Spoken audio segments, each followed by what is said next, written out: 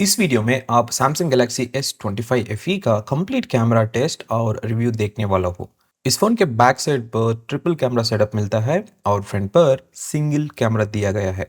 Samples और video clips दिखाने से पहले चलिए एक क्विक लुक ले लेते हैं कैमरा स्पेसिफिकेशंस पर, ताकि आपको चीज़ों का क्लियर आइडिया मिले। बैक कैमरा की बात करें तो मेन कैमरा है 50 मेगापिक्सल सेंसर के साथ with aperture f1.8। Second camera है 8 megapixel telephoto lens with aperture f2.4 और थर्ड कैमरा है 12 megapixel ultra wide lens aperture f2.2 के साथ, और इसका फील्ड ऑफ व्यू है 123 डिग्रीज। फ्रंट साइड पर मिलता है 12 megapixel camera with aperture f2.2। बाकी Samsung FE मॉडल्स के जैसा इस मोबाइल में भी 8K video recording at 30 fps तक सपोर्ट करता है। ओवरऑल कैमरास लगभग 95% प्रीवियस मॉडल जैसा ही है। मेन डिफरेंस ये है कि इस बार सेल्फी कैमरा 12 मेगापिक्सल हो गई है, पुराने वाला 10 मेगापिक्सल है, और साथ ही HDR10 प्लस सपोर्ट भी मिलता है। आप यहाँ स्क्रीन पर देख सकते हैं Samsung S24 FE के साथ कंपैरिजन भी, लाइक कैमरा डिफरेंसेस वगैरह वगैरह। इस वीडियो को मैंने दो पार्ट्स में डिवाइड किया है,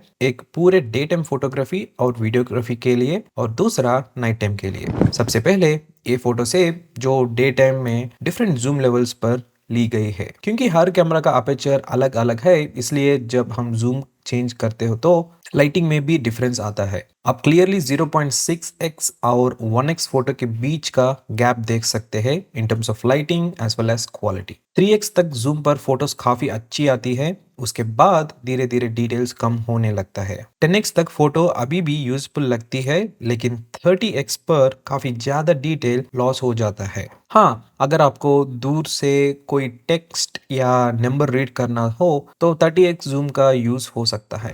कैमरा ऐप में 30x तक जूम करने पर प्रीव्यू में डिटेल्स कम दिखता है, लेकिन फोटो क्लिक करने के बाद फोन थोड़ा टाइम लेता है प्रोसेसिंग में और एक स्लाइटली बेटर वर्जन देता है उसके बाद, बट स्टिल एक कोई अमेजिंग लेवल का नहीं है। ओवरऑल इस फोन पर फोटोज के लिए स्वीट स्पॉट 1x से 10x के बीच का है।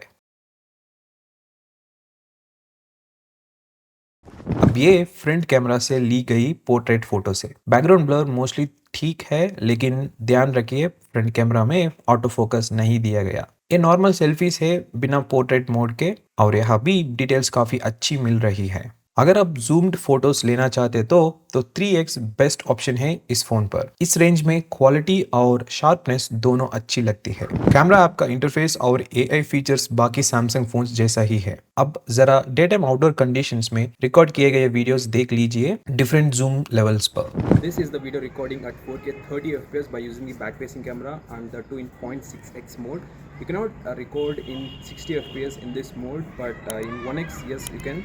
So even for the 8K video this option is not at all available. Even for 1080p also this option is not at all available. You can record maximum at 30 FPS in this mode itself, and the audio you're listening is directly coming from the internal microphone.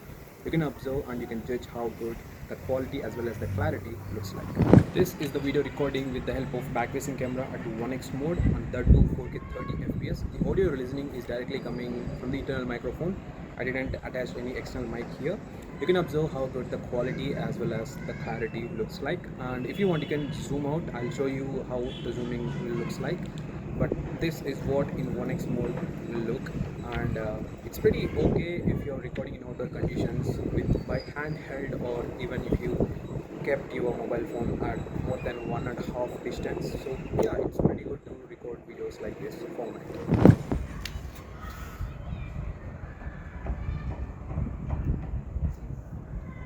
1x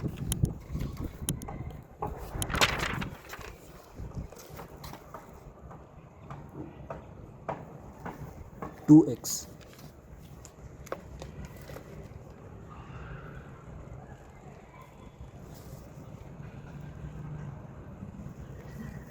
3x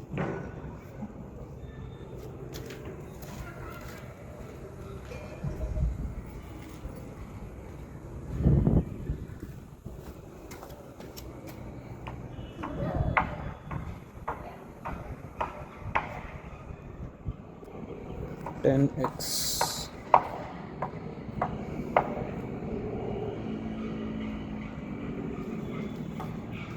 1x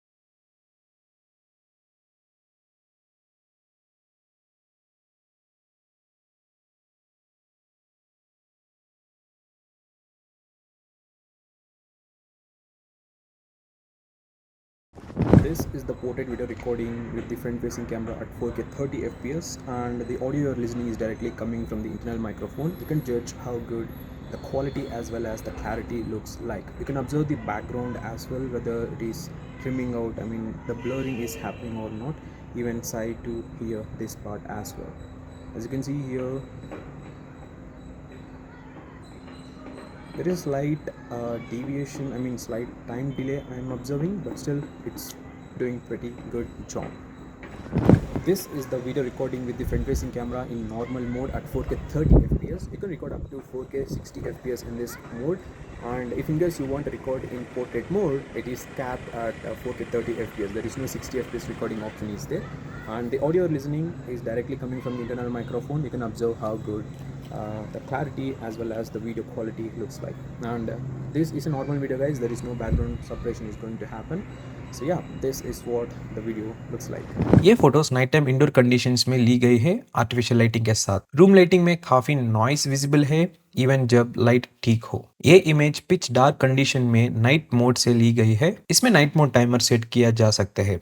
एक shot 8 seconds exposure पर है और दूसरा 20+ seconds पर। इस time phone tripod पर रखा गया था। लॉन्ग एक्सपोजर के साथ नाइट मोड यूज करने पर क्वालिटी में क्लियर इंप्रूवमेंट दिखता है। ये नाइट टाइम आउटडोर फोटोज है अलग अलग जूम लेवल्स पर। ऑनेस्टली बोलूं तो क्वालिटी मुझे प्रीवियस मॉडल जैसे ही लगी। कोई मेजर डिफरेंसेस या बिग जंप नजर नहीं आता। मैंने सेम शॉट्स S24 FE के साथ भी साइड बाय साइड लिया था और 95% टाइम दोनों फोन्स ऑलमोस्ट आइडेंटिकल रिजल्ट्स देते हैं। ये फ्रंट कैमरा से नाइट मोड में ली गई फोटोस है और यहाँ परफॉर्मेंस काफी अच्छी रही। स्क्रीन फ्लैश ऑटोमेटिकली ऑन हो जाता है इमेज कैप्चर करते वक्त, और अगर स्क्रीन फ्लैश ना हो तो ये वो जगह है जहां मैं खड़ा था। आप देख सकते हो कितना डार्क था। ये इमेज सिर्फ फ्लैश के साथ ली गई है नाइट मोड ऑफ करके। अगर आप बिल्कुल डार्क कंडीशंस में फोटोज लेना चाहते हो तो night mode plus screen flash का कॉम्बो बेस्ट रिजल्ट्स देता है, सिर्फ स्क्रीन फ्लैश पर डिपेंड करने से बेटर। ये कुछ और नाइट मोड फोटो से डिफरेंट जूम लेवल्स पर।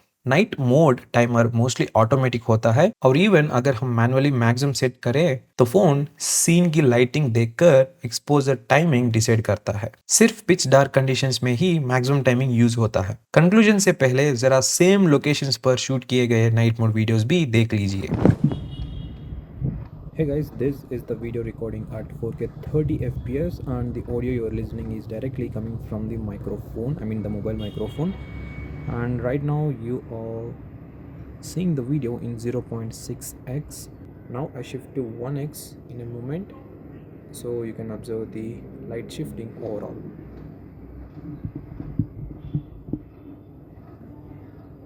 This is at 1x. You can observe the before and now how the light shift happened. Next I'm going to do 2x zoom.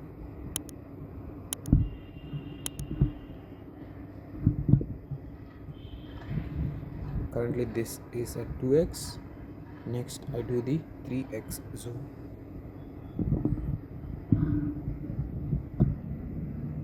This is at 3x. Next, if we want, we can zoom up to 12x, but after the 3x I can say the quality of the video is going to be decreased. I'll show you at maximum how it looks like.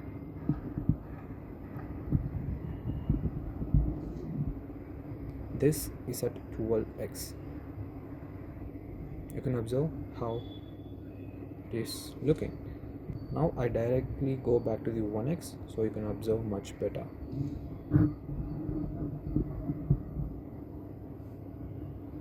This is at 1x. This is the video recording in outdoor conditions, that too in pitch dark. The sad thing here is still this mobile also doesn't have any inbuilt screen flash for recording the videos.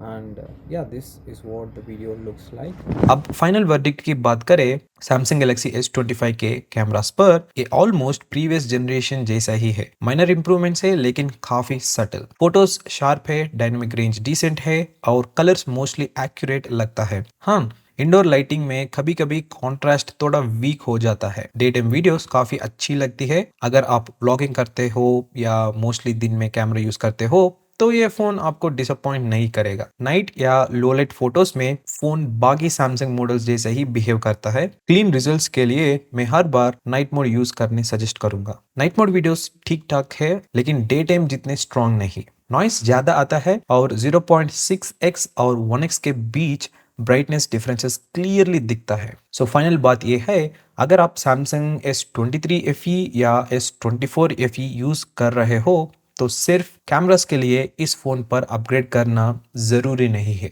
Low light performance में अभी भी improvement की काफी scope है। बाकी phone में wait balance अच्छा है, बेजल्स थिन है, बैटरी थोड़ी बड़ी है और चार्जिंग स्पीड भी बेटर हुई है। मैं हॉनेस्टली एक्सपेक्ट कर रहा था कि फ्रंट कैमरा में ऑटो फोकस मिलेगा जैसे फ्लैगशिप मॉडल्स में होता है। देखते हैं नेक्स्ट ईयर के मॉडल में सैमसंग क्या इंप्रूव करते हैं। फिलहाल मेरी तरफ से सैमसंग गैलेक्सी S25 का कैमरा रिव्यू यही खत्म होता है। डिस्क्रिप्शन और कमेंट सेक्शन चेक कर लेना, वहाँ इस फोन के और टेस्टिंग वीडियोस के लिंक्स मिल जाएंगे और कुछ दिन में फुल रिव्यू भी आ जाएगा। मैंने डिस्क्रिप्शन में कुछ बेस्ट बैक कवर्स के लिंक्स भी ऐड कर रहा हूँ, जो बाइंग प्लान कर रहे हो तो हेल्पफुल रहेंगे। थैंक्स फॉर वॉचिंग, सब्सक्राइब करना मत भूलना, लाइक और शेयर भी। मिलते हैं नेक्स्ट वीडियो में।